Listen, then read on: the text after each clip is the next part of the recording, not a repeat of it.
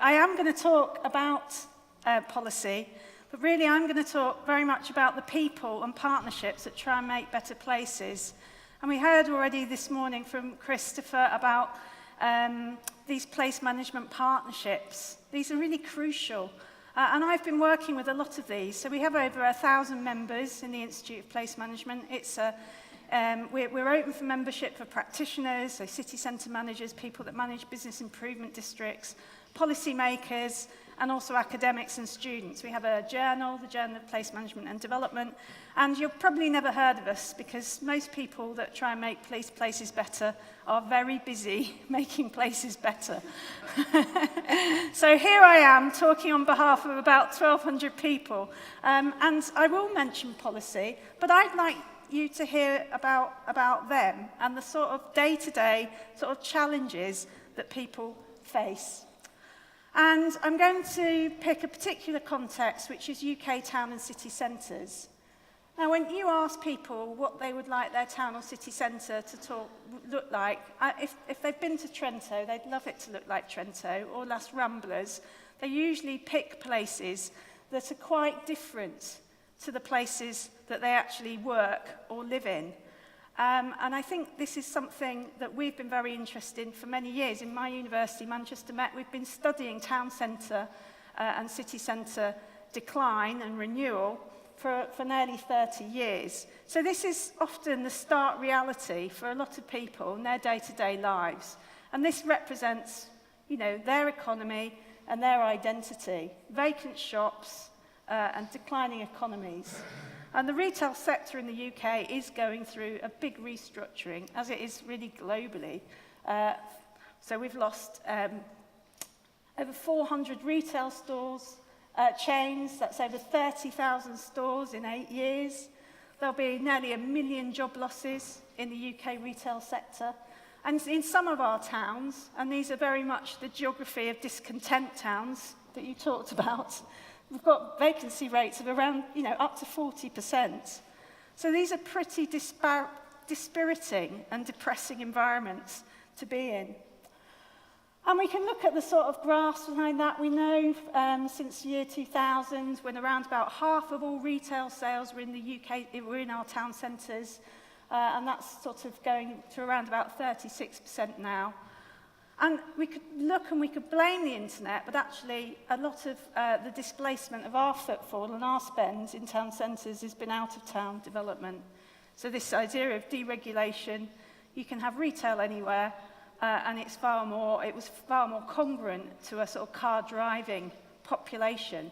So, okay, convenient for the car driving shopper, but the very sort of big domino effect on our town and city centres and the cost to the public purse then to try and reinvigorate these areas that have lost some of their function to some of those locations. And, of course, we've got to look at the changing nature of retail. It's not just gone out of town, it's also gone online. And in the UK, we do more retail, per head, we have more expenditure, retail sales on the internet than anywhere else in the world. And there's lots of reasons for that, one of which is our retail sector is very, very concentrated. So our big firms could easily move into the internet era. It was fairly easy for them to make that investment. So we can look at what that means in terms of footfall. So after sort of the recession, 2010, you see a big overall footfall drop of 5.9%. That's a lot of people over this time. It picked up a little bit, but on the whole, it's been declining. So in 8 years, footfall down on average in UK town and city centres by over 10%. But being the Institute of Place Management, we're not very interested in averages. What's important to us is what's going on in individual locations. And that's really what the crux of place management is. Understand your local trading environment and try and make it better. And if we look at the regional differences in closures, we get that picture coming back again. Our strong economies, like London, the South East, they're doing okay. If we look at the regional difference in store closures, you go to the northwest, Manchester, where I'm from, Wales, you see more than double the number of stores that are closed. So where you are and what type of place you are affects your local trading environment. And we did a piece of work to look at all the factors that affect the vitality and viability of town and city centres. We did a systematic literature review and then backed that up with the Delphi technique. We found 201 factors influence vitality and viability. So now you'll know why our place managers are very busy, because this is a very complicated puzzle that they have. But what we did in this research was to try and help them out by prioritising out of those factors which ones have the most influence, and most importantly for the people and partnerships in each location, how much control over those factors can you affect locally. So if we look at all those 201 factors on a scattergram, which just basically does that, so as you go to the right there on the graph, the factor has more impact on your vitality and viability as a town or a city. So there's location there, as we'd expect. Location scores very low on how much control a partnership or a place has over that factor. So I suppose if we could take a purely economic view of this, if we want to say to our towns in the northwest or Wales to be more be more vital and viable, dig yourself up and move yourself to London. But unfortunately, or fortunately, it's not something you can actually do. So this was useful to the people that we work with in the towns, because you could start to prioritise which of these factors could be looked at locally. And there's these other ones here that, we know that places can fairly easily set up shopping sort of creches in their town centres to mind children whilst people go shopping. No evidence that has any impact on the vitality and viability of that location. So it's something you can do, but it doesn't mean to say it's going to make a difference. So here we are. We could rule out a lot of factors. You just have to learn to live with them. These you forget. They're not worth it. And it's only those that you really have to worry about in your location. So if we blow those up a little bit more, we did a little bit more statistical modelling to see factors that sort of seem to behave similarly to each other. We got these 25 top factors. So there is a bit of a negative correlation there. So, unfortunately, the more effect or more impact the factor has on your location, as a group of people in that location, the less you can do about it. But we say don't be disheartened. Just means that you've really got to try and influence as many of these things as you can. So something like this, activity hours, came out top. So if the traders and the different parts of the offer in a location can match their activity hours to the needs of the catchment and optimise them, that's the thing that's going to have the most impact on the vitality and viability of that location. However, how easy is it for all the actors in a location to collaborate and do something like coordinate their opening hours? It's not actually very easy.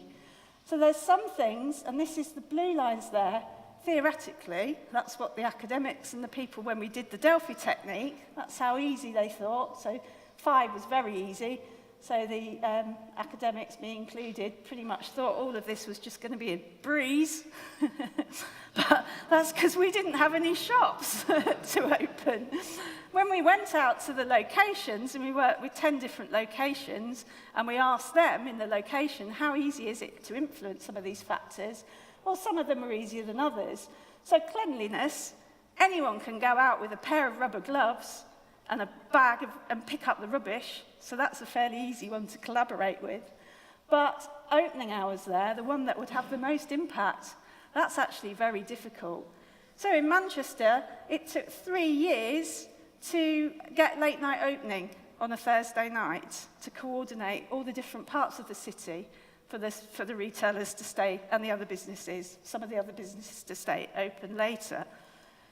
So the other thing we've been looking at is Fitful data. So first of all, we know, great, we can identify some things that people can do together and try and encourage them to do that. But we were also interested to know sort of how town and city centres were changing. So we've been looking at 183 centres. Some of them we have data for over 10 years. And we work with a provider called Springboard that gives us hourly footfall counts in all of those locations. So it's been really interesting to understand how town centres have changed. And we work with colleagues at Cardiff University that have been applying a lot of their maths techniques, clustering algorithms. And it's been able to tell us how centres are being used. And you'll see from a policy perspective why this is important. And when we did our clustering analysis, we found that there were 4 distinct types of town and city centres in the UK. So all our 183 divided up into these 4 groups. The comparison shopping centres, which show fairly steady footfall through the year, so that's the months of the year, fairly steady. Then the big peak at in December, that's because there's a lot of retail still in those areas and people are going in to do their Christmas shopping. Now, about 20% of towns are like that. Holiday towns, about 5%. These are the ones busy in the summer. Speciality, these are our sort of heritage and cultural locations. People go there for a lot of day visits. They stay longer, but they still have quite a strong retail. But most, nearly 50% of our towns and cities are falling into this multifunctional category. So they're sort of busy all the time. They're packed full of lots of different reasons for people to go. They might be big or small. We've got large cities in there. We've also got some fairly small towns. The small towns are just serving their local population, but they're multifunctional. They've got their centres of employment, education, there's some retail there. Unfortunately, our planning policy assumes all towns are like this. So we're still planning for towns to have a retail function, even though only 20% of them really do serve a retail function. So it's hard to sort of move the offer of the town, and this is footfall data. This is how people actually want to use the town. So our planning is lagging behind the actual usage of the location. And if you think, we'll share these slides, so we talk about a lot of the characteristics of these different towns, the holidays, the specialities, and the multifunctional. If you think about collaboration again, people are going into those towns for a sort of overall offer, but the individual actors in those locations may not be collaborating in order to provide that overall offer. So there was a good quote there to sort of see that each firm, if we think about channels, we often think about vertical and supply chain channels. If you like, a town centre or a city centre is like a horizontal channel, but we've got the end of a lot of vertical supply chain channels in there, and there's nothing really connecting it at the horizontal level. There's a lack of that place management and coordination. So how can actors collaborate, and what sort of policy can we put in place to make this a bit easier? Well, we've been studying the different collaboration mechanisms of different public, private and third sector and civic society, not just in the UK, we've done it in Japan and America and Australia. But here's a sort of an idea of how these different groups, the sort of way we can categorise them looking at the UK. We look at how formal or informal they are. Any group of people can come together and try and make a place better, and they're all legitimate, and we respect and we try and count them all in a place, because that's all part of this management capacity. And we also look at where the funding's coming from, because that probably makes a difference as to the type of activities that they're going to do, and also, you know, the culture of that partnership. We've worked across the UK with business improvement districts. I think we have about 90 of business improvement districts now which have joined our institute, and they've created their sort of own special interest group in there, the BID Foundation. And so they're working together to try and understand how they can better perform and better improve their local trading environment. So they're very locally embedded. They want to do what's right for their location, because, you know, we've got them here in rural areas in Scotland. We've got lots of them in, you know, major urban centres. So they have to do the right thing for their centres. So they're not forming a group in order to standardise what they do, but they've formed a group to try and raise awareness, especially to policymakers, as the positive benefits that they can have to locations. And we've been doing analysis of their business plans in order to see the type of collaborative activities that they're involved with.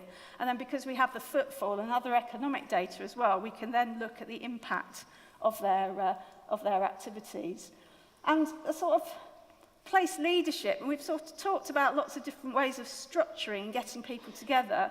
I think we're starting to see this idea of place leadership as this, it's quite a fluid concept. It's whatever groups these groups together, so a sort of meta group, and that might be because they get behind a plan for the town, it might be a brand for the town, but there's very, very rarely is there a place leader as a person. It's a much more fluid, and it's it's much more difficult to put your finger on why some people collaborate, not only in the groups and partnerships, but how those groups and partnerships then start to work with each other. And that's the next sort of stage of the work that we're involved in. Thank you very much.